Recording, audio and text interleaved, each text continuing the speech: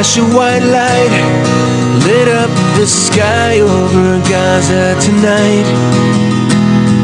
People running for cover, not knowing whether they're dead or alive.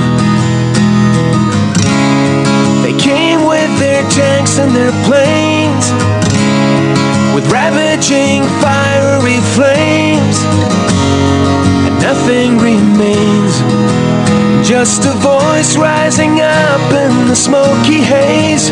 We will not go down in the night without a fight.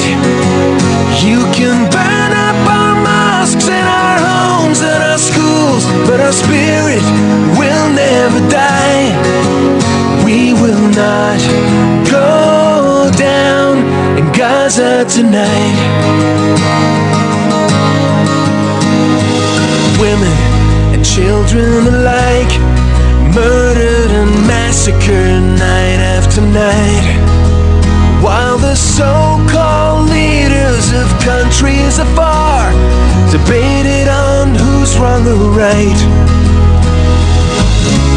But their powerless words were in vain, and the bombs fell down like acid rain.